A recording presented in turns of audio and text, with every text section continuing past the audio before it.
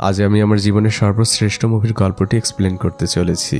মুভির নাম heaven is beneath mother's feet, অর্থাৎ মায়ের পায়ের নিচে সন্তানের বেহেশত। এই কয়েকটি সেকেন্ড যারা দেখলেন, বিশেষ করে মুসলিম ভাই বোনেরা, আমি আপনাদের কাছে অনুরোধ করছি, যারা এই গল্পটি শোনেননি বা মুভিটি দেখেননি, দয়া করে আপনার সামনের কয়েকটি মিনিট আমাকে ভিক্ষা দিন। বিশ্বাস করুন, এটা জীবন বদলে দেওয়া এক গল্প।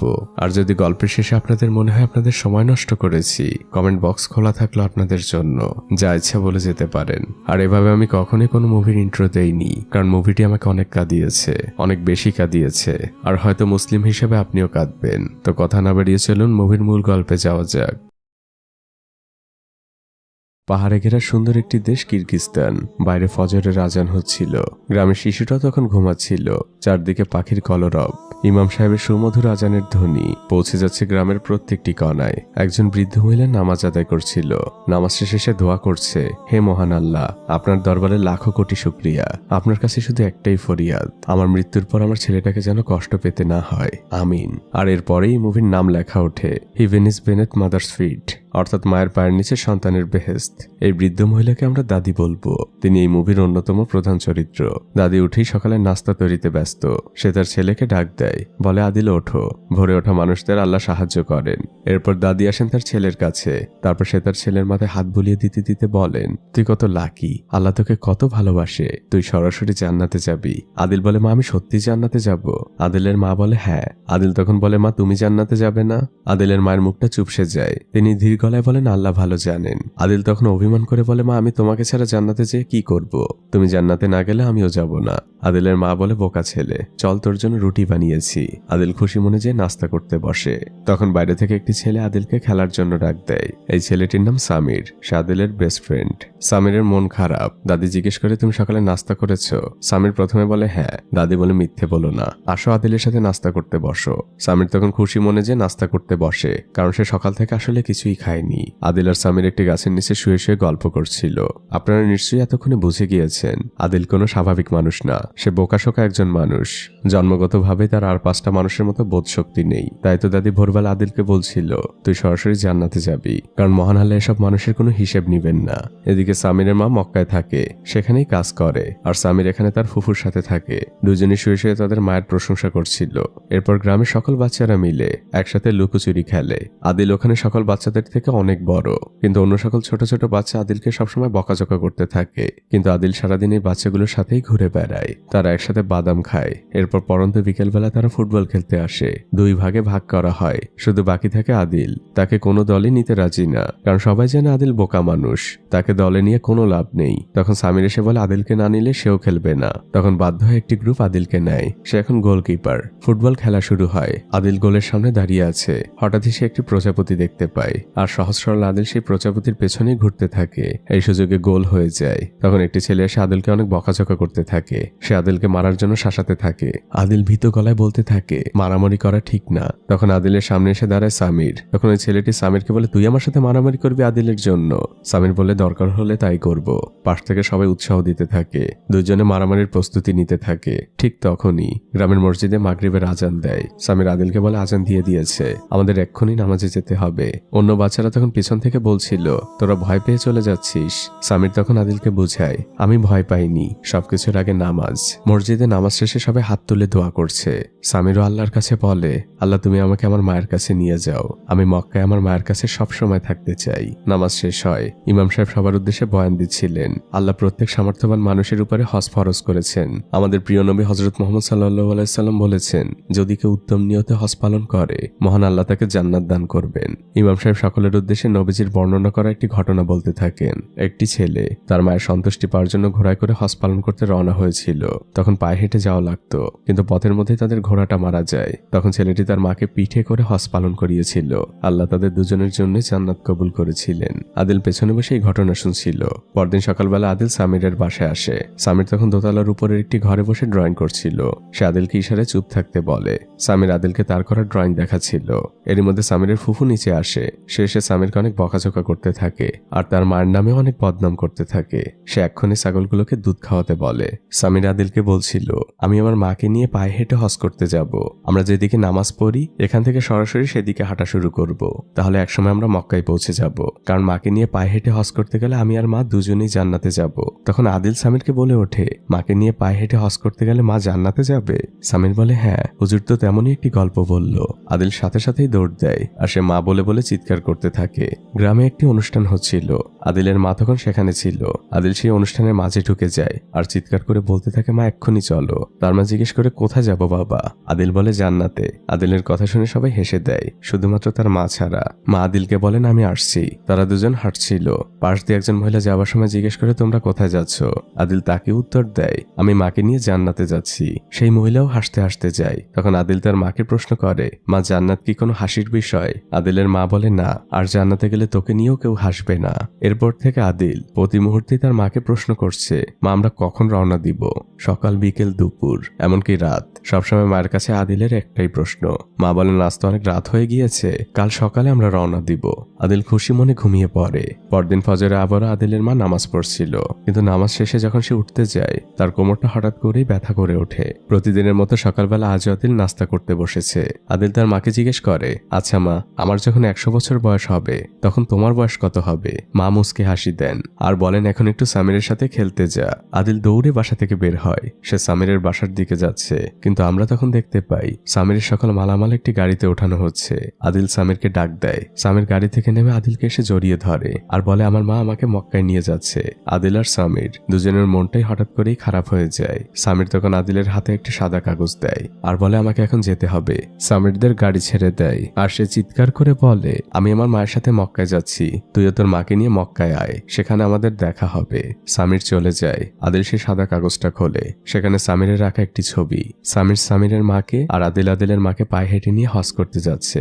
আদিল এবার দৌড় দেয় বাসার দিকে আর মা বলে বলে চিৎকার করতে থাকে। এদিকে আদিলের মা তার বোনকে বলছে, আজ সকালে শরীরটা অনেক খারাপ হয়ে গিয়েছিল, আমি বুঝতে পারছি আমার হাতে আর খুব বেশি সময় নেই। আমি মারা যাবার পরে আমার ছেলেটাকে দেখে রাখিস, অনেক সহজ সরল, মনটা একদম পরিষ্কার। আজ সকালে তো আমাকে বলছে আমাকে নিয়ে পায়ে হেঁটে হজ করতে যাবে, তাতে নাকি আমাকে জান্নাতে নিয়ে যেতে পারবে। তখন সামিরার মায়ের বোন বলে, তুমি আমার থেকে অনেক বেশি দিন বাঁচবে, আমাকে দাফন করে তারপর তোমার মুক্তি। এর মধ্যে আদিল চলে আসে আর সে তার মাকে বলে, মা চলো রওনা দেই। আদিলের মা তখন অভিনয় করে বলে, আমার কাছে তো কোনো ব্যাগ নেই, ব্যাগ ছাড়া কিভাবে যাব? আদিলের খালার কাছেও জিজ্ঞেস করে, সে অভিনয় করে বলে, আমার কাছেও তো কোনো ব্যাগ নেই। আদিল বলতে থাকে ব্যাগ। সে সাথে সাথে দৌড় দেয় আর স্টোর রুম থেকে একটি বস্তা খুঁজে নিয়ে আসে আর বলে, মা এবার চলো, ব্যাগ ম্যানেজ হয়ে গিয়েছে। তখন আদিলের মা বলে, বাবা আমার পাটা অনেক ফোলা, এখন তো হাঁটতে পারবো না, পা ফোলাটা একটু কমুক তারপর যাব। আদিল তখন আবারও চিন্তা করতে থাকে। সে দৌড়ে চলে যায় প্রতিবেশীর বাড়িতে। সেখানে যে সে একটি ঠেলাগাড়ি নিতে থাকে। এটা ছিল সেই ছেলেটির বাড়ি যে সবসময় আদিলকে বকাঝকা করে। সে বলতে থাকে, আদিল তুই আমাদের ঠেলাগাড়িতে হাত দিবি না, তোকে আমি মেরে ফেলবো। আদিলের এদিকে কোনো খেয়াল নেই। তখন এই ছেলেটির মা বের হয়ে তার ছেলেকে বকাঝকা করতে থাকে, তোকে কতদিন বলেছি আদিলকে কিচ্ছু বলবি না, ও তো ঠেলাগাড়িটি নিয়ে যাচ্ছে, নষ্ট তো আর করছে না, ও আবার দিয়ে যাবে। আদিল ঠেলাগাড়ি নিয়ে চলে যায়। এবার আদিলের মায়ের মাথায় হাত। সে বলে, বাবা সবই তো ম্যানেজ হলো, কিন্তু হজে যেতে হলে আমাদের অনেক টাকার প্রয়োজন, কমপক্ষে 2 লাখ টাকা, কারণ পথে আমাদের অনেক খরচ রয়েছে। আদিল এবারও চিন্তায় পড়ে যায়। সহজ সরল ছেলেটি আবারও দৌড়াতে থাকে। সে তার চাচার কাছে এসেছে আর বলে, চাচা আমাদের ভেড়ার বাচ্চাটা তো তোমার কাছে, সেটা আমাকে একটু দাও। চাচা বলেন, ঠিক আছে। তিনি যে বড় একটি ভেড়া আদিলের হাতে দেয়। আদিল সেটি নিয়ে হাঁটতে থাকে। তখন আদিলের চাচি বলে, ওদের তো অনেক ছোট একটি ভেড়ার বাচ্চা ছিল আর সেটাও মারা গিয়েছে অনেক আগে। আদিলের চাচা বলে, ওর মনটা আমি ভাঙতে পারবো না, তাই ওকে বড় একটি ভেড়াই দিয়ে দিলাম। এটা স্থানীয় বাজার, এখানে সবাই তাদের পণ্য বিক্রি করতে আসে। আদিল তার ভেড়াটি নিয়ে চিৎকার করে ডাকছে, আমার ভেড়ার মূল্য 2 লাখ টাকা। আশপাশে থাকা সবাই হাসাহাসি করছে, কারণ একটা সামান্য ভেড়ার মূল্য 2 লাখ টাকা। সবাই ফোনে ভিডিও করছে আর তাকে টিটকেরি করছে। কেউ বলছে আমার ঘোড়ার সাথে বদল করবে, কেউ বলে 1,80,000 দেই। আদিল বলে, না, আমার ভেড়ার মূল্য 2 লাখ টাকা। দূর থেকে একটি লোক এই বিষয়টি খেয়াল করছে। অন্য একটি ছেলে মোবাইলে ভিডিও করতে করতে বলে, তাহলে 2,50,000 টাকা দেই, তোমার ভেড়াটা আমাকে দাও। আদিল বলে, না, আমার ভেড়ার মূল্য 2 লাখ টাকা, আমি 2 লাখ টাকাই বিক্রি করব। লোকটির কাছে বিষয়টা অদ্ভুত লাগে। সে আদিলের কাছে আসে আর জিজ্ঞেস করে, তুমি এই ভেড়াটি কেন 2 লাখ টাকা বিক্রি করতে চাও? আদিল বলে, আমি আমার মাকে নিয়ে জান্নাতে যাব, মক্কায় যাব, সেখানে যেতে আমার 2 লাখ টাকার প্রয়োজন। তখন আশপাশে থাকা সবার মুখটা চুপসে যায়। লোকটি তার গাড়িতে করে আদিলকে নিয়ে তার বাসায় আসে। আদিলের মাকে সে সালাম দেয়। আদিলের মায়ের সামনে 2 লাখ টাকা টাকা রাখা। আদিলের মা লোকটিকে বলছে, দেখো বাবা, মক্কায় যাবার আমার অনেক শখ, অনেক বছর আগে চেষ্টাও করেছিলাম। আদিলের বয়স তখন 11, কিন্তু হঠাৎই আদিল অসুস্থ হয়ে পড়ে, আমার আর মক্কায় যাওয়া হয়নি। শোনো বাবা, তোমাকে অনেক ধন্যবাদ, কিন্তু আমি তোমার টাকাগুলো নিতে পারবো না। তখন লোকটি বলে, আমার মায়েরও খুব ইচ্ছে ছিল হজ করার, তখন আমি অনেক ছোট, আমাদের টাকা ছিল না, এমনকি ঠিকভাবে ঘরে চুলোও জ্বলতো না। দেখুন এখন আমাদের অনেক টাকা, আমার টাকার কোনো অভাব নেই, কিন্তু এখন আমার মা নেই। আপনার ছেলে আদিল অনেক ভালো একজন মানুষ, আপনি ওর মন ভাঙবেন না, টাকাটা আপনি রাখুন আর আমার জন্য দোয়া করবেন। দাদি তেমন কিছুই বলে না, তিনি হাত উঁচু করে বলেন, আল্লাহ তোমার মনের সকল আশা পূরণ করুক। আদিল লোকটির গাড়িতে বসেছিল, তখন লোকটি আদিলের কাছে আসে আর বলে, তোমাদের সাথে আমাকে হজে নিবে? আদিল বলে, না, আমি শুধু আমার মাকে নিয়েই যাব। আদিল গাড়ি থেকে নেমে যায়। আদিল দৌড়ে এসে তার মাকে বলে, মা এখন চলো আমরা রওনা দেই। আদিলের মা এবার আদিলকে বোঝায়, দেখো বাবা, মক্কা অনেক দূর, তুমি যে পায়ে হেঁটে বাজারে যাও তার থেকে হাজার হাজার গুণ বেশি দূরে অবস্থিত, পায়ে হেঁটে যাওয়া সম্ভব না, বরং এই টাকাগুলো আমরা কোনো গরিব দুঃখীকে দিয়ে দিব, তাদের অনেক উপকারে আসবে। আদিলের মা রাগ করে সেখান থেকে চলে যান, কিন্তু আদিলের মন মানছেই না। গভীর রাতে সে বাইরে চুপচাপ বসে আছে, তখন মা তার পাশে আসে আর বলে, তুমি কি তাহাজ্জুদের জন্য উঠেছো? আদিল আকাশের দিকে তাকিয়ে আছে আর সে তার মাকে বলে, মা আমি তোমাকে ছাড়া জান্নাতে যেয়ে কি করব? তোমাকে ছাড়া আমি জান্নাতে যেতে চাই না। আদিলের মা বলে, আমার আর চিন্তা বাড়াস না, চল এখন ঘুমোতে চল। পরদিন সকাল হয়, আদিলের মা বাজারে যাচ্ছিল, তখন এলাকার কিছু লোক আদিলের মাকে টিটকিরি করে বলে, এই যে হাজী সাহেবের মা, ভালোই তো ব্যবসা শুরু করেছেন। আদিলের মা তখন রেগে যায়, এভাবে কেন কথা বলছো? তখন লোকটি বলে, হজে যাওয়ার কথা বলে 10,000 টাকার ভেড়া 2 লাখ টাকায় বিক্রি করছেন, ব্যবসা তো ভালোই। আদিলের মা তখন বলে, আমরা কোনো ব্যবসা করছি না, আমরা হজেই যাব, এবং সেটা তোমাদের সবার চোখের সামনে দিয়ে। পরের দৃশ্যে আমরা দেখতে পাই আদিলের মা তাদের ঘরে তালা মারছেন, তিনি সত্যি সত্যি হজের উদ্দেশ্যে রওনা হয়েছেন। তিনি তার বোনকে বলে, আমি আদিলের মন ভাঙতে দিব না, গ্রামের মানুষ ওকে নিয়ে হাসি ঠাট্টা করুক তা আমি চাই না, যতদূর যেতে পারি যাব, তারপর যেখানে বাধা আসবে সেখান থেকে ফিরে আসব। আদিলের খালা দোয়ার জন্য হাত তোলেন, আদিলও সাথে সাথে এসে মোনাজাত ধরে, আর এরপর শুরু হয় তাদের যাত্রা। গ্রামের লোকরা এখনো বিশ্বাস করতে পারছে না এই দুজন মানুষ পায়ে হেঁটে হজে যাচ্ছে, সবাই অবাক চোখে তাকিয়ে আছে। আদিলের এক বন্ধু এসে আদিলকে একটি ম্যাপ দেয় আর বলে, এটা তোর কাজে লাগতে পারে। আদিলের মা নিজের কাছে ম্যাপটি রেখে দেয়। লোকজন অবাক হয়ে তাদের দিকে তাকিয়ে আছে, কিছু লোক এসে টাকা দিচ্ছে আর বলছে আমার জন্য দোয়া করবেন। তারা এখনো গ্রাম থেকে বের হয়নি, আর এরপর শুরু হয় সেই ফাইনাল যাত্রা মক্কার উদ্দেশ্যে। তারা গ্রাম থেকে বের হয়ে হাইওয়ে ধরে হাঁটছে, দিনরাত সমানেই আদিল হেঁটে চলেছে, পাহাড় জঙ্গল সবকিছু ভেদ করে। এখনো তারা কিরগিস্তানেই। এভাবে রাত নেমে আসে আর সকাল হয়। 2 দিন পরে তারা উজবেকিস্তানের বর্ডারে পৌঁছায়। বর্ডারে তখন অনেক ভিড়। আদিলের মা ভাবে হয়তো এখান থেকেই তাদের ফিরে যেতে হবে, কিন্তু আমরা দেখতে পাই তারা খুব সহজেই ইমিগ্রেশন পার হয়ে গিয়েছে, তাদের কেউ বাধা দেয়নি। আদিলের অনেক ক্ষুধা লেগেছে, আর এটা তাদের জন্য নতুন দেশ উজবেকিস্তান। আদিল আর তার মা একটি রেস্তোরাঁয় খেতে বসেছে। আদিলের মা আদিলের জন্য উজবেক পোলাও অর্ডার করে আর নিজের জন্য শুধুমাত্র 1 কাপ চা। তিনি টাকা বাঁচিয়ে চলতে চাচ্ছেন। আদিল খুব তৃপ্তি নিয়ে পোলাওগুলো খায়। তারপর তারা আবারও পথ চলতে শুরু করে। উজবেকিস্তানের সুন্দর সুন্দর মসজিদের সামনে দিয়ে চলছে তারা। সুন্দর সাজানো গোছানো একটি শহর। পথের মধ্যেই তারা মাঝে মাঝে রুটি কিনে খাচ্ছে। তখন এক রুটির দোকানদার বলে, আপনাদের কাছে তো কিরগিস্তানের টাকা, কিন্তু এখানে তো উজবেকিস্তানের টাকা চলে, আপনি ব্যাংক থেকেই টাকাগুলো পরিবর্তন করে নিন। আদিলের মা আদিলকে একটি রাস্তার পাশে থামায় আর বলে, আমি কিছু টাকা ভাঙিয়ে নিয়ে আসি, তুমি এখানেই আমার জন্য অপেক্ষা করো। আদিলের মায়ের টাকার বান্ডিলটা পাশে দাঁড়িয়ে থাকা একজন লোক দেখে ফেলে। আদিলের মা সেখান থেকে চলে গেলে লোকটা আদিলের কাছে আসে আর সে আদিলকে বলতে থাকে, আমার মেয়ে অনেক অসুস্থ, আপনি দয়া করে আমাকে সাহায্য করুন। আদিল বলে, আপনার সাহায্য লাগবে? কেমন সাহায্য? লোকটি বলে, টাকা পয়সা লাগবে, তার চিকিৎসার জন্য অনেক টাকা লাগবে। আদিল বলে, টাকা আছে তো? টাকা আছে। আদিল টাকার বান্ডিলটি বের করে আর লোকটির হাতে দিয়ে বলে, এখানে টাকা আছে। লোকটি আদিলকে ধন্যবাদ বলে। আমরা বুঝতে পারি লোকটি তো প্রতারক। সে আদিলকে বলে, আপনি এখানে অপেক্ষা করুন, আমি ফিরে আসবো। এটা বলে লোকটি সেখান থেকে চলে যায়। কিছুক্ষণের মধ্যে আদিলের মা একটি রুটি নিয়ে ফিরে আসে। আদিল রুটিটি খাচ্ছিল আর তার মা ঠেলাগাড়িতে টাকাগুলো খুঁজছিলেন। তিনি আদিলকে জিজ্ঞেস করেন, টাকাগুলো কোথায়? আদিল বলে, টাকাগুলো তো আমি চাচাকে দিয়ে দিয়েছি, তার মেয়ে অসুস্থ, তার টাকাগুলো লাগবে। আদিলের মা বলে, এটা তুই কি করেছিস? কোন চাচা? নিশ্চয়ই প্রতারকের হাতে পড়েছিস। আদিল বলে, চাচা বলেছে ফিরে আসবে। আদিলের মা বলে, মিথ্যে বলেছে, কেউ ফিরে আসবে না। আদিল বলে, মা মিথ্যে বলা তো মহাপাপ, চাচা মিথ্যে কেন বলবে? আদিলের মা তখন আক্ষেপ নিয়ে বলে, আমি মারা যাওয়ার পরে তুই যে কি করবি? মানুষ তো তোকে শুধু ঠকাবে। আদিল বলে, মা ঠকানো কি জিনিস? আদিল বলে, মা দেখো চাচা আসবে, দুপুর গড়িয়ে সন্ধে হয়ে গিয়েছে। আদিল এখনো সেই লোকটির জন্য অপেক্ষা করছে। তার মা একসময় বলে, দেখ কেউ আসবে না, আমাদের ফিরে যেতে হবে, টাকা ছাড়া বর্তমান দুনিয়ায় কিছুই চলে না। তখনই মাগরিবের আজান দেয়। আদিলের মা নামাজ পড়ছিলেন, তার পাশে অন্য একজন মহিলা কাঁদছিল আর আল্লাহর কাছে দোয়া করছিল আর আল্লাহকে বারবার শুকরিয়া জানাচ্ছিল। নামাজ শেষে আদিলের মা মেয়েটিকে জিজ্ঞেস করে, কি হয়েছে মা? মেয়েটি বলে, আল্লাহ আমার অনেক বড় একটি সমস্যার সমাধান করে দিয়েছেন, তাই তার কাছে শুকরিয়া জানাচ্ছি। এরপর তারা দুজন কথা বলতে থাকে। আদিলের মা জানায় তারা হজ করতে যাচ্ছে, তাও আবার পায়ে হেঁটে। দৃশ্য পরিবর্তন হয়। আমরা একটি অসুস্থ বাচ্চাকে দেখি, যার দাদি বলছে, আমরা তোমাকে কালই উন্নত চিকিৎসার জন্য নিয়ে যাব, দেখো তুমি ঠিক হয়ে যাবে। এরই মধ্যে সেই লোকটি ঘরে প্রবেশ করে, যে লোকটি আদিলের কাছ থেকে টাকা নিয়েছিল।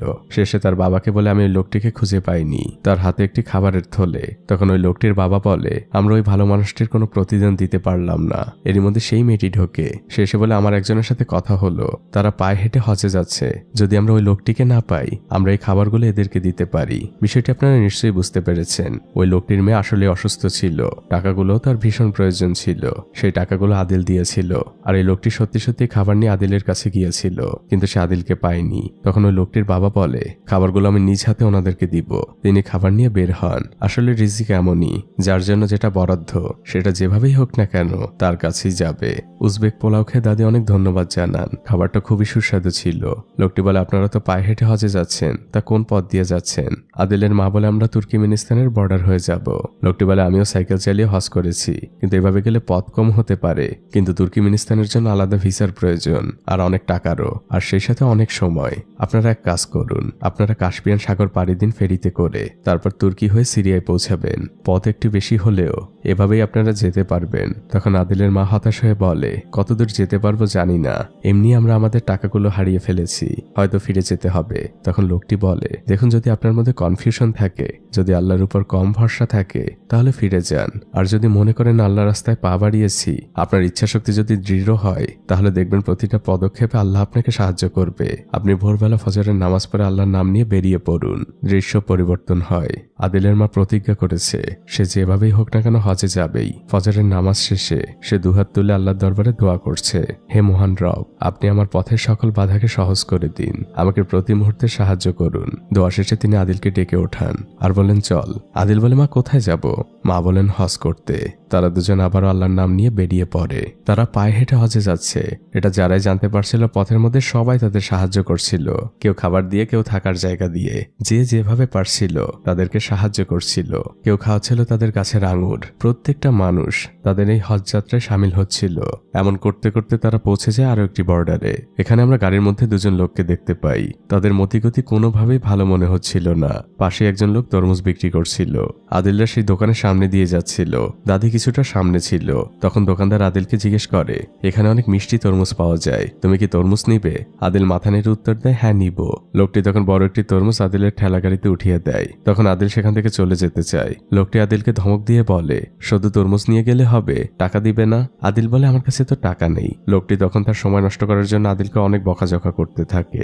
আদিলের মা এসে তখন লোকটিকে সরি বলে। এরপর তারা দুজন বর্ডারের দিকে আগাচ্ছিল। তখন গাড়ির মধ্যে থাকা সেই দুজন লোক আসে আর টেপ দিয়ে মোড়ানো দুটো তরমুজ দিয়ে বলে, আমার শাশুড়ি বর্ডারের ওপারেই থাকে, সে অনেক অসুস্থ, তরমুজ খেতে চেয়েছে, আপনারা কি দয়া করে এই দুটো তরমুজ আপনাদের সাথে করে নিয়ে যাবেন? লোকটি তার সহকারীকে দিয়ে সেই দোকান থেকে আরো বড় একটি তরমুজও নিয়ে আসে। এটা আদিলের জন্য উপহার স্বরূপ। কিন্তু সেই তরমুজের দোকানদার বুঝতে পারে বিষয়টি কি। সে সাথে সাথে সেখানে আসে আর আদিলের মাকে ডাকতে থাকে। সেই লোকটি তখন তরমুজের দোকানদারকে বলে, কাজটা ভালো হচ্ছে না। তখন সেই দোকানদার এই লোকটিকে বলে, আমি আমার চোখের সামনে কাউকে বিপদে পড়তে দেখতে পারি না। লোকটি আদিল আর তার মাকে তার দোকানের সামনে নিয়ে আসে আর সে তাদের কাছ থেকে সবকিছু শোনে। লোকটি খুবই লজ্জিত। সে বলতে থাকে, আমি বুঝতে পারিনি যে আপনারা হজে যাচ্ছেন। আমি আদিলের সাথে খারাপ ব্যবহার করেছি। আসলে বুঝতেই পারছেন, এগুলো বিক্রি করে আমার সংসার চলে। আদিলের মা বলে, কোনো ব্যাপার না, তোমার তরমুজ অনেক মিষ্টি, আর তাছাড়া মহানবী বলেছেন তরমুজ তো জান্নাতি ফল। লোকটি বলে, তো আপনি খুব ভালো একটি কথা বলেছেন, এটা তো আমি এখন সবাইকে বলতেও পারবো। খাওয়া শেষে আদিলের মা হাত তুলে দোয়া করতে থাকেন। আদিলও সাথে সাথে হাত তোলে। এরপরে তারা একদম বর্ডারের কাছে চলে আসে। তখন একজন লোক হাতে একটি আগুন নির্বাপক নিয়ে সেখানে আসে আর সে আদিলদের অনুরোধ করতে থাকে এটি বর্ডারের ওপাশে নিয়ে যাওয়ার জন্য, কারণ এটি তার লাগবে না। ওপাশের একজন তাকে এটি দিয়ে উপকার করেছে। আদিলের মা নিতে রাজি হয় না, কারণ সেই তরমুজ বিক্রেতা তাকে বলেছিল এভাবে মাদক পাচার হয়। আদিলের মা ইমিগ্রেশনে যান আর তিনি ইমিগ্রেশন কমপ্লিট করেন। কিন্তু যখনই তিনি ঠেলা গাড়ির দিকে তাকান, দেখা যায় আদিল সেই অগ্নি নির্বাপকটি তার সাথে করে নিয়েছে। আদিলের মা আদিলকে অনেক বকাঝকা করতে থাকেন, কিন্তু সামনেই গার্ড ছিল, তাই তিনি জোরেও তেমন কিছু বলতে পারছেন না। আদিলের মা ভয় পাচ্ছেন। গার্ড তাদের থামতে বলে। এরই মধ্যে দেখা যায় পাশে অন্য একজন স্মাগলারকে ধরা হয়েছে। তখন গার্ড সেদিকে দৌড় দেয় আর আদিলদের যেতে বলে। এ যাত্রায় আদিলরা বেঁচে যায়। আদিলের মা নিরাপদ স্থানে যে আদিলকে বলে এটা এখন ফেলে দে, এর মধ্যে মাদক থাকে। আদিল বলে না, লোকটি আমাকে দিয়েছে মা, আমাকে এটা ঠিকানায় পৌঁছে দিতে হবে। আর এভাবেই তারা পৌঁছে যায় নতুন একটি দেশ কাজাকিস্তানে। ইসলামিক ইতিহাসে ভরপুর একটি দেশ, চারদিকে সুন্দর সুন্দর স্থাপনা, চোখ জুড়িয়ে যাওয়ার মতো সুন্দর সুন্দর মসজিদ। আদিল তার মাকে নিয়ে সেই শহরের মধ্যে দিয়ে হাঁটছিল আর তারা শহরের বড় একটি 5 স্টার হোটেলে পৌঁছায়, কারণ ওই অগ্নি নির্বাপকের গায়ে এই ঠিকানায় লেখা ছিল। আদিল তো না ফেরত দিয়ে যাবে না। আদিলের মা হোটেলের মালিকের কাছেই ওটা বুঝিয়ে দিবেন, অন্য কারো হাতে দিবেন না। আদিল বাইরে অপেক্ষা করছিল। তাদের ঠেলা গাড়িটা ভিআইপি পার্কিং এ রাখা ছিল। তখন হোটেলের মালিক সেখানে আসে। তার সেক্রেটারি আদিলকে বকাঝকা করতে থাকে যে এখানে কেন তুমি তোমার ঠেলা রেখেছো, এটা পার্সোনাল পার্কিং এর জায়গা। এর মধ্যে আদিলের মা সেখানে চলে আসে। হোটেলের মালিকও গাড়ি থেকে নামে আর তার সেক্রেটারিকে থামতে বলে। আদিলের মা বলে, আপনি হোটেলের মালিক, আপনার সাথে আমার কথা আছে, আপনার একটা জিনিস আমার কাছে রয়েছে। আদিলের মা দেখিয়ে দেয়। মালিক বুঝতে পারে এই মানুষগুলো অনেক সহজ সরল। তিনি আদিলের মায়ের কাছ থেকে পুরো বিষয়টি জানতে পারেন। আর পরবর্তী দৃশ্যে আমরা দেখতে পাই হোটেলের মালিক আদিল আর আদিলের মাকে বিশেষ আতিথেয়তায় পুরো হোটেল ঘুরিয়ে দেখাচ্ছেন। তার স্পিড বোটে করে ঘুরছিল। হোটেলের মালিক আদিলের মাকে জিজ্ঞেস করছেন ওর মাথায় হজের বিষয়টি কিভাবে আসলো। আদিলের মা তখন বলেন, ইমানি শিক্ষা কখনো মানুষের কাছ থেকে আসে না, ইমান আল্লাহর পক্ষ থেকে আসে। এটা এমনি এমনিই হয়ে যায়। আর আমি ওকে ছোটবেলা থেকে হালাল খাবার খাইয়ে বড় করেছি। লোকটি তখন দীর্ঘশ্বাস ফেলে আর আনমনেই বলতে থাকে, সারা জীবন টাকার পিছনে ছুটে বেরিয়েছি, এখন আমি 1000 কোটি টাকার মালিক, কিন্তু দিন শেষে আমি বড্ড একা। সারাদিন কষ্ট শেষে বাসায় যখন ঢুকি, ছেলেমেয়েরা তাদের নিজেদের মতো করে ব্যস্ত আর আমার ওয়াইফ তার মতো করে ব্যস্ত। কোনো অভাব নেই। আমরা একসাথে সবাই মিলে লাস্ট কবে কথা বলেছি তাও জানি না। আর নামাজ হজ এ নিয়ে তাদের তেমন কোনো আগ্রহও নেই। আর দেখুন আপনি কত ভাগ্যবান, আপনার সন্তান আপনাকে হজ করানোর জন্য পায়ে হেঁটে নিয়ে যাচ্ছে। আদিলের মা তখন বলেন, মানুষ এমনই, কেউ দুনিয়া বেছে নেয় আর কেউ আখেরাত, তবে তোমার জন্য আমার দোয়া থাকবে বাবা। তখন হোটেলের মালিক বলে, আমি আপনাদের কিভাবে সাহায্য করতে পারি? আমি আপনাদের জন্য যে কোনো কিছু করতে রাজি। একটা রাত এখানে থেকে যান, পুরো শহর ঘুরে দেখাবো আপনাদের। সব থেকে দামি রুমে আপনাদের জন্য থাকার ব্যবস্থা করা হয়েছে। দাদি বলে, কিছুর দরকার নেই বাবা, আমার ছেলে এই পরিবেশে বড় হয়নি, বরং আমরা রওনা দিলে আমাদের পথ কমবে। দৃশ্য পরিবর্তন হয়। মরুভূমির মাঝ দিয়ে আদিল তার মাকে নিয়ে রওনা হয়েছে। ছেলেটা ঘামে একদম ভিজে গিয়েছে, তারপরও সে এক মনেই হেঁটে চলেছে। দুজনেরই প্রচন্ড পানির পিপাসা লেগেছে, কিন্তু যেহেতু মরুভূমির মাঝের পথ, আশপাশে পানি খাওয়ার কোনো ব্যবস্থা নেই। হঠাৎই তারা দূরে একটি ছোট ঘর দেখতে পায়। তারা সাথে সাথে সেদিকে রওনা হয়, কিন্তু কাছে যেয়ে দেখা যায় সেখানে কোনো মানুষের চিহ্ন নেই। দুজনই প্রচন্ড ক্লান্ত। মার ছেলে একজন আরেকজনের কাঁধে ভর দিয়ে ঘুমিয়ে পড়ে। এভাবে কেটে যায় অনেকগুলো সময়। হঠাৎই আদিলের মা একটি ট্রাকের শব্দ শুনতে পায়। তাদের সামনের রাস্তায় একটি ট্রাক দাঁড়ানো। সে সাথে সাথে আদিলকে ডেকে ওঠায় আর বলে, দৌড়ে যা আর তার কাছে যে সাহায্য চা।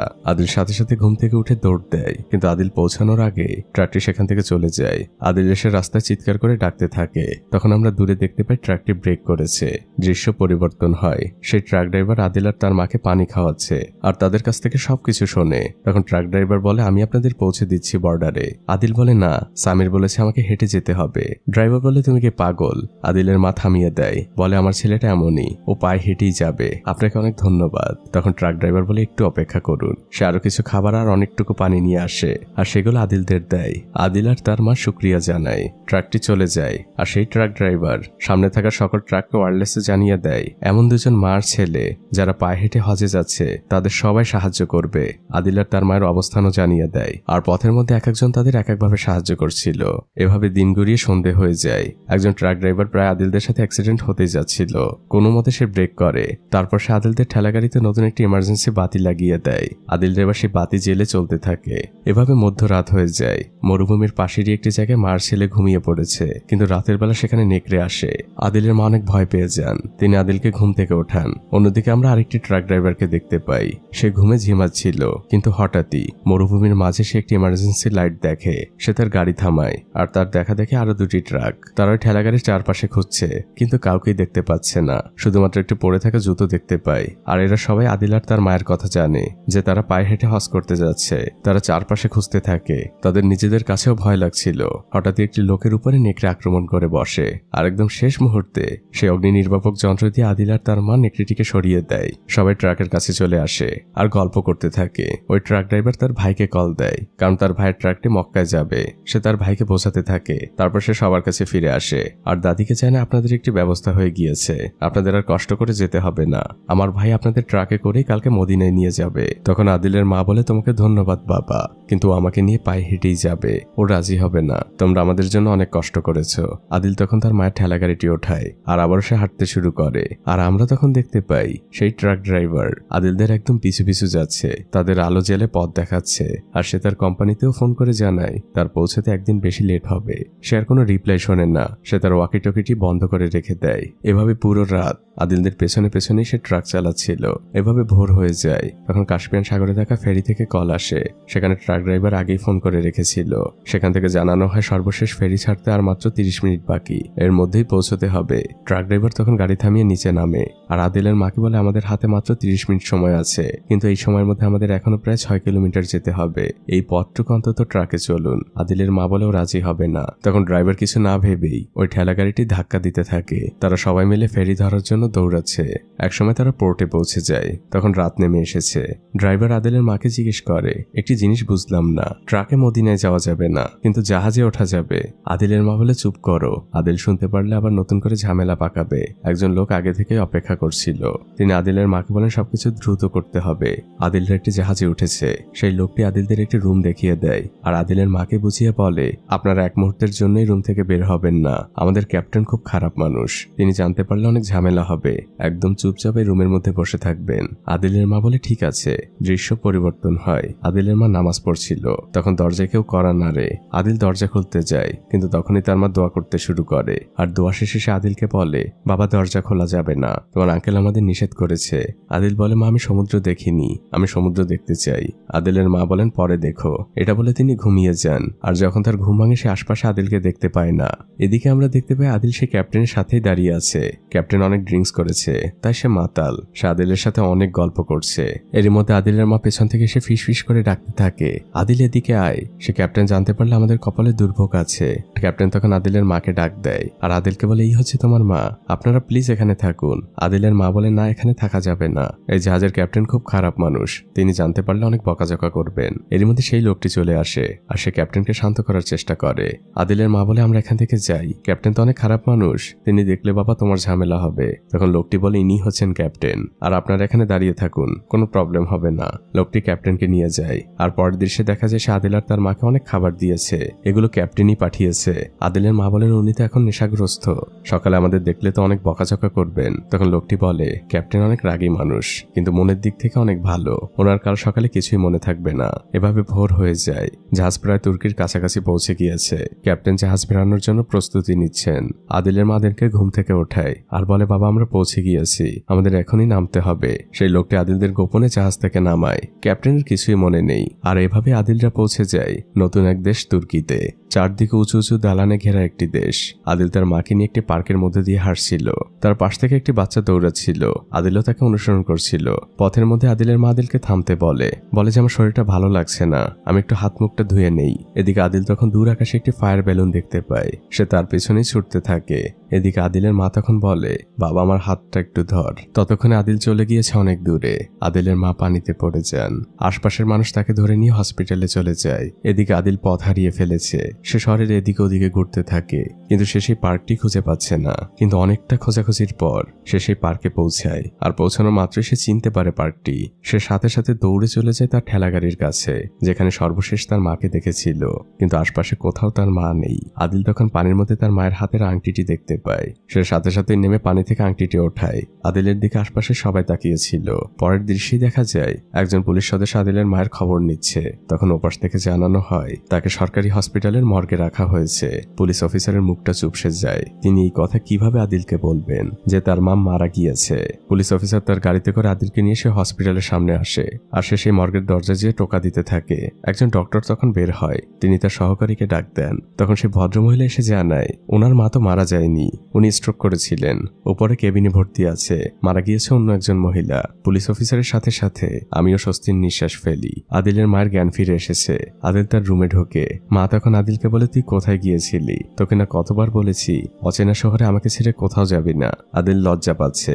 আদিলের মা তখন আদিলকে পাশে বসতে বলে আর বলে, বাবা আমার তোকে কিছু কথা বলার আছে, আমি অনেক বড় একটি পাপ করেছি। আদিল তখন বলে, মা পাপ করা তো খুব খারাপ কাজ, আল্লাহ তো পাপ করতে নিষেধ করেছে। আদিলের মার কথা আগান না। তিনি বলেন, বাবা ঠেলা গাড়ি থেকে আমার গরম কাপড়গুলো নিয়ে আয়। আদিল সেদিকেই যায়। পরের দৃশ্যে দেখা যায় আদিলের মা রেডি হচ্ছেন। তখন ডক্টর সেখানে আসে আর বলে, আপনি এটা কি করছেন? আপনি এখনই যেতে পারবেন না। তখন আদিলের মা ডক্টরকে বলে, দেখুন আমি বুঝতে পারছি, আপনিও জানেন আমিও জানি আমার হাতের সময় খুবই কম রয়েছে, আপনি আমাকে প্লিজ বাধা দিবেন না। আমার ছেলের জন্য হলেও আমাকে চেষ্টা করতে হবে। তারা আবারও রওনা হয়ে যায়। বড় রাস্তা ধরে তারা এগোচ্ছে। জঙ্গল পাহাড় অনেক পথ পাড়ি দিচ্ছে। দিন গড়িয়ে রাত, আবার রাত শেষে দিন হয়, কিন্তু আদিলের চলা এক মুহূর্তের জন্য থেমে থাকে না। এদিকে আমরা একটি শুটিং ইউনিটকে দেখতে পাই। তুর্কির একটি সিনেমার শুটিং হচ্ছিল, কিন্তু সেখানে নতুন ইন্টার্ন করতে আসা অ্যাসিস্ট্যান্ট খুবই উদ্বিগ্ন, কারণ এই মুভির নায়ক এখনো আসেনি। সে তার উপরের কর্মকর্তাকে জানায়। সে ইন্টার্নকে অনেক বকাঝকা করতে থাকে। তারপর সে তার উপরের কর্মকর্তাকে জানায়। এভাবে একজন থেকে আরেকজন। সবারই শেষমেশ একটি কথা, 1 ঘন্টার মধ্যে একজন অভিনেতাকে খুঁজে বের করতেই হবে, নাহলে সকলের চাকরি শেষ। সবাই চিন্তায় পড়ে যায়। মুভির অন্যান্য দৃশ্যে শুটিং চলছিল। হঠাৎই তার মাঝে ঢুকে যায় আদিল আর তার মা। শুটিং এর লোকজন তাদের সরিয়ে দেয়। আর পরবর্তী দৃশ্যে আমরা দেখতে পাই সেই ইন্টার্ন আর তার বস, তারা দুজন মিলে আদিল আর তার মায়ের সাথে কথা বলছে। তারা তাদের খাবারও খেতে দিয়েছে। আর পাশে বসে থাকা একজন ট্রান্সলেটরের মাধ্যমে তারা জেনে নিয়েছে সবকিছু। তখন শুটিং এর লোক আদিলের মাকে রিকোয়েস্ট করতে থাকে আদিল যেন তাদের এই মুভিতে একটু অভিনয় করে দেয়, এটা তাদের জন্য অনেক উপকার হবে। কিন্তু আদিল রাজি হয় না। তখন ট্রান্সলেটর আদিলের মাকে বুঝিয়ে বলে। আদিলের মা বলে, আমি আমার ছেলেকে বোঝাচ্ছি। আদিলের মা তার ছেলেকে বোঝায় মানুষ সাহায্য চাইলে তাকে সাহায্য করতে হয়। শুরু হয় মূল মুভির সেই শুটিং। আদিল সেই মুভিতে অভিনয় করছে। আর তার চরিত্রটাও ছিল এমন, অন্য একটি রাজ্যের রাজা যে কিনা বোমার আঘাতে মানসিক স্মৃতি হারিয়ে ফেলেছে। আর আদিল তো ন্যাচারালি এমন। তার অভিনয় দেখে পরিচালকও কেঁদে দেয়, কিন্তু পরিচালক এখনো জানে না যে আদিল আসলে এমনই। সে সবার অনেক প্রশংসা করতে থাকে যে এমন অভিনেতা সে লাইফে কখনো দেখেনি। শুটিং শেষে আবারও আদিলদের খেতে দেওয়া হয়। সেই অ্যাসিস্ট্যান্ট আদিলের মাকে রিকোয়েস্ট করছে, আপনারা এখানে থেকে যান, ভালো ভালো অভিনয়ের ব্যবস্থা করে দিব, অনেক টাকাও পাবেন আপনারা, আর ভালো ভালো থাকার জায়গাও পাবেন। আদিলের মা বলে, বাবা আমরা হজের জন্য বেরিয়েছি, আর ওটাই আমাদের শেষ গন্তব্য। তখন সেই অ্যাসিস্ট্যান্ট বলে, আমার ভাই ইস্তাম্বুলের একজন ইমাম, আমি তাকে ফোন করে বলে দিব আপনারা যাওয়ার পথে সে আপনাদের অবশ্যই সাহায্য করবে। আদিলের মা শুকরিয়া জানায় আর ছেলেটির জন্য দোয়া করে। আর আদিল তো সবসময় কেউ দোয়া করলে সাথে সাথেই হাত তোলে। দৃশ্য পরিবর্তন হয়। আদিলরা রওনা হয়ে গিয়েছে ইস্তাম্বুলের উদ্দেশ্যে। তারা পৌঁছে যায় মসজিদের শহর ইস্তাম্বুলে, যেখানে হায়া সোফিয়া অবস্থিত। সমুদ্রের পাশে বসে আছে মা আর ছেলে। আল্লাহর অপরূপ এই সৌন্দর্যে তাদের চোখ যেন জুড়িয়ে যাচ্ছে। রাতের বেলা তারা সেই ইমামের সাথে দেখা করে। তিনি হাতে আরবিতে একটি চিঠি লিখে দেন আর আদিলের মায়ের হাতে দিয়ে বলে, সিরিয়ায় এখন যুদ্ধ চলছে, সেখানে খুবই বিপজ্জনক, ওরা আমার কিংবা আপনার ভাষা বোঝে না, ওদেরকে এই চিঠিটি দেখাবেন, হয়তো আপনাদের উপকারে আসলেও আসতে পারে। আদিলের মা ধন্যবাদ দেয়। আর এরপর তারা বেরিয়ে পড়ে সিরিয়ার বর্ডারের উদ্দেশ্যে। সিরিয়া থেকে বেশিরভাগ মানুষই তুর্কিতে ঢুকছিল, শুধুমাত্র আদিল আর তার মা সেদিকে যাচ্ছে। একজন গার্ড তাদেরকে চেকপোস্টে থামায়। সে তাদের পাসপোর্ট চেক করছে। তারপর সে তার ভাষায় আদিলের মাকে বলছে, আপনাদের তো ভিসা নেই আর ট্রানজিট পাসও নেই। আদিলের মা তো বুঝতে পারে না। সে মাথা নেড়ে বলে ধন্যবাদ। আদিল ভেতরে ঢোকার জন্য হাঁটা দেয়। তখন গার্ড তাকে চিৎকার করে থামতে বলে। সে বন্দুক তাক করে আছে। আদিলের মা তখন সেই চিঠিটি খুঁজছিল। গার্ড উদ্বিগ্ন হয়ে পড়ে। সে বলে, হাত উঁচু করুন, না হলে এক্ষুনি গুলি করে দিব। আদিলের মা তখন হাত উঁচু করে। তার হাতে কোরআন শরীফ আর সেই চিঠিটি। পরের দৃশ্যে দেখা যায় আদিলদের সিরিয়া ঢোকার অনুমতি দেওয়া হচ্ছে। সেই গার্ড সবকিছু জানার পরে খুব নমনীয়ভাবে আদিলের মাকে বলছে, আমার ব্যবহারের জন্য আমাকে ক্ষমা করবেন, আপনাদেরকে এই পথ দিয়ে না গেলে হয় না, আমরা না হয় আপনাদের যেতে দিলাম, কিন্তু বিদ্রোহীরা দিবে না, ওরা আপনাদের মেরে ফেলবে। আদিলের মা বলে, দেখো বাবা, তুমি আমাদের আটকিও না, আমরা শুধু মক্কায় যেতে চাই। গার্ড তখন বলে, একটু দাঁড়ান। সে তার রেশনের রুটিটি আদিলদের সাথে দিয়ে দেয়। আদিলরা রওনা হয়ে যায় যুদ্ধ বিধ্বস্ত সিরিয়ার মধ্য দিয়ে। চারদিকে ধ্বংসস্তূপ, আর এদিকে ওদিকে গোলাবারুদের ফাঁকা খোসা পড়ে আছে। মানুষের সেখানে কোনো চিহ্ন নেই। তারা কয়েকটি সিরিয়ার গ্রামের মধ্যে দিয়েও যায়। সেখানের স্থানীয় মানুষরাও তাদের সাহায্য করে, রাতের বেলা থাকার জায়গা দেয়। পথের মধ্যে অনেক চেকপোস্ট পার হয় তারা। সিরিয়ার সৈনিকরা তাদের সাথে ছবি তোলে আর বলে, আমাদের দেশটা এমন ছিল না, আপনারা মক্কায় যে আমাদের জন্য দোয়া করবেন। তারা স্মৃতি হিসেবে একটি ছবি আদিল আর তার মাকে দিয়ে দেয় আর দেখিয়ে দেয় এর পরের পথটা কিভাবে পাড়ি দিতে হবে। এভাবে তারা পথ চলতে থাকে। মরুভূমির মধ্যে দিয়ে যাচ্ছে তারা। বাইরে ঝড় উঠেছে। এরই মধ্যে ছোট একটি কুটির দেখতে পায়। সেখানে মিটমিট করে আলো জ্বলছে। সামনে বসে থাকা লোকটি তাদের দেখে চিৎকার করে, বলে এখানে কেন এসেছেন? এখানে কিচ্ছু নেই, এখানে কেউ নেই। আদিলের মা তখন তার হাতের চিঠিটি উঁচু করে ধরে আর লোকটিকে সালাম দেয়। তারপর দৃশ্য চলে আসে সেই লোকটির ঘরের ভেতরে। লোকটি আদিল আর তার মায়ের জন্য চা বানিয়েছে। আদিলের মায়ের কাছে চিনি ছিল। লোকটি সেগুলোকে একদম হীরার মতো করে স্পর্শ করে আর বলতে থাকে, লাস্ট কবে চিনি দিয়ে চা খেয়েছি আমার মনে নেই। লোকটি আদিলদের সকল কথা শুনছিল। ঠিক তখনই আমরা দেখতে পাই দেয়ালের ওপাশ থেকে কেউ এদিকে লক্ষ্য রাখছে। আমরা একটি চোখ দেখতে পাই, যে চোখটি শুধুমাত্র ওখানে বসে থাকা লোকটিই দেখে। লোকটি ইশারায় আদিলদের ঘুমিয়ে পড়তে বলে। ঠিক ভোরবেলায় লোকটি তাড়াহুড়া করে আদিলদের ঘুম থেকে ওঠায় আর বলে, আপনারা আমার সাথে আসুন। আদিলদের নিয়ে সে একটি গোপন কক্ষে যায় আর বলে, এখানে আমার ছেলে লুকিয়ে আছে, আপনারা একদমই শব্দ করবেন না। গতকাল যে চোখটি দেখছিলেন সেটি ছিল এই লোকেরই ছেলের। বিদ্রোহীরা তার ছেলেকে যুদ্ধে নিতে চায়। বাইরে বিদ্রোহীদের সাথে লোকটির বাকবিতণ্ডা চলছিল, কিন্তু এক পর্যায়ে গুলির শব্দ শোনা যায়। সেই লোকটিকে মেরে ফেলেছে। তখন তার ছেলে সেখান থেকে বের হয়। সে তার বাবার মৃতদেহের কাছে গেলে তাকেও মেরে ফেলা হয়। আর তারপর দেখা যায় তার আদিল আর তার মাকে বন্দি করে সেখান থেকে নিয়ে যাচ্ছে। বিদ্রোহীরা বুন উল্লাস করছে। তাদের গাড়িগুলো আস্তানায় ফিরে আসে। আদিলের মা বিদ্রোহী প্রধানকে বোঝানোর চেষ্টা করছে তারা মক্কায় হজ করতে যাচ্ছে।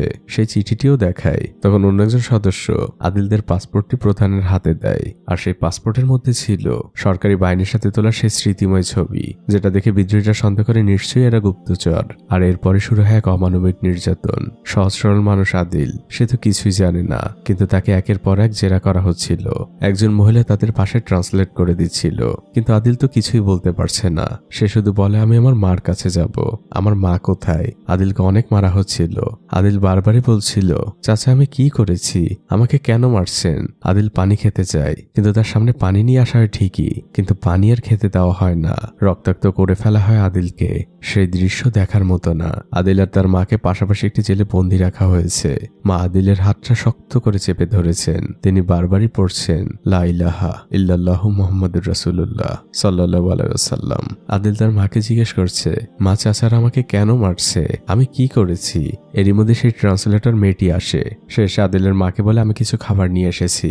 আদিলের মা বলে, আমাকে দেওয়ার দরকার নেই, তুমি শুধু আমার ছেলেটাকে একটু খেতে দাও, ওকে ওরা অনেক মেরেছে।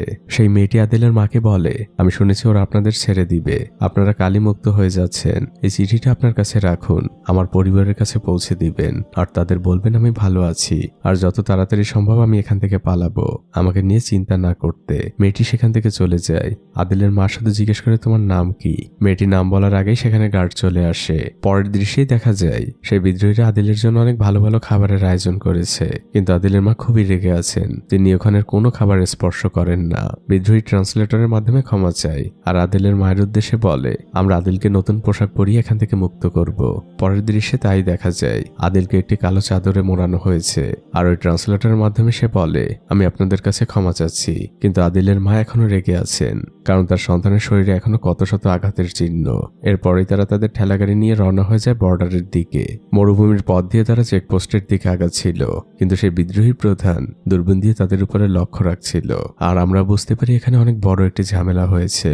আদিলের পুরো শরীরে আসলে বোম জড়ানো ছিল, তাকে কোনো নর্মাল কাপড় পরানো হয়নি। বিদ্রোহী প্রধান শুধু অপেক্ষা করছে কখন সরকারি সৈনিকরা আদিলের কাছে আসবে আর সে ফোনের বাটনটা টিপে দিবে। সৈনিকরা আদিলের কাছে আসে আর ঠিক তখনই সেই মেয়েটি বিদ্রোহী প্রধানের হাত থেকে ফোন নিয়ে সেখান থেকে দৌড় দেয়। মেয়েটি পালানোর চেষ্টা করে, কিন্তু তাকে পেছন থেকে গুলি করা হয় আর শেষ মুহূর্তে সে ফোনটিকে কুয়োর মধ্যে ফেলে দেয়। এদিকে সৈনিকরা আদিলের চাদর উঁচু করতে বলে। দাদি তো কোরআন শরীফ আর সেই চিঠিটি হাতে উঁচু করেই আছেন, কিন্তু তিনি এখনো জানেন না তার ছেলের শরীরে আসলে কি বাধা রয়েছে। তিনি নিজেই আদিলের চাদর উঁচু করতে যান আর ঠিক তখনই বুঝে যান অনেক বড় বিপদ অপেক্ষা করছে তাদের জন্য।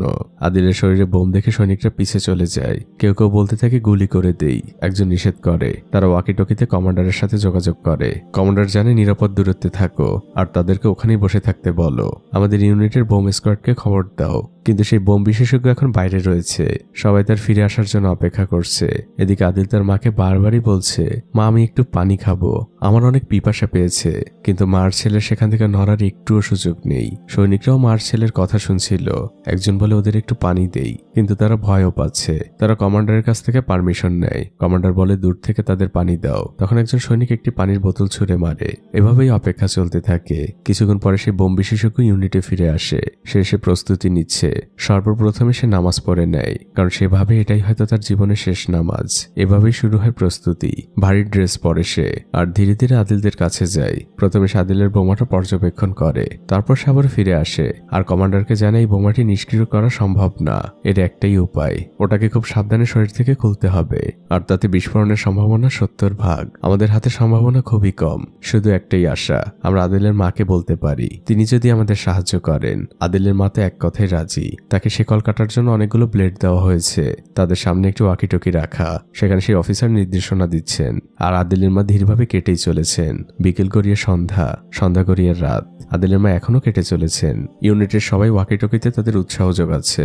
আদিলের মা এক মনে কাজ করেই চলেছেন। একসময় তিনি শেকলটি কেটে ফেলেন আর এক স্বস্তি ভরা কণ্ঠে জানান, আমি শেকলটি কেটে ফেলেছি। এবার সেই বোম বিশেষজ্ঞ নির্দেশনা দিতে থাকে, আপনি খুব ধীরে ধীরে ওটাকে খুলুন, একদমই তাড়াহুড়া করবেন না, খুব সাবধানে। আদিলের মা তাই করছিল। খুব সাবধানে তিনি ওই ড্রেসটি খোলেন আর পাশেই রেখে দেন। এবার বিশেষজ্ঞ নির্দেশ দেয়, আপনারা দৌড়ে এখন এখানে আসুন।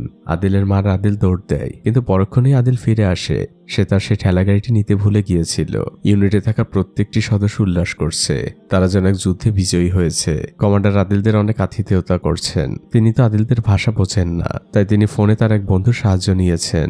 আদিলদের সাথে তিনি ওভাবেই কথা বলছেন। তিনি এতক্ষণে জানতে পেরেছেন আদিলরা মক্কায় যাচ্ছে হজ করতে, কিন্তু তিনি তার বন্ধুর মাধ্যমে জানায় এখান থেকে সামনে যাওয়া পসিবল না, তাদেরকে এখান থেকেই ফিরে যেতে হবে। আদিলের মা অনেক রিকোয়েস্ট করে, কিন্তু কমান্ডার জানায় সামনে মাইন বেছানো জমি, মৃত্যু অপেক্ষা করছে সবার জন্য, আমি পারমিশন দিব না, এটা আমার অর্ডার। মন খারাপ করে আদিল আর আদিলের মা ঘুমিয়ে পড়ে। কমান্ডারও ঘুমাচ্ছিলেন। হঠাৎই সৈনিকদের ডাকে কমান্ডারের ঘুম ভেঙে যায়। সবাই কাঁটাতারের কাছে এসেছে।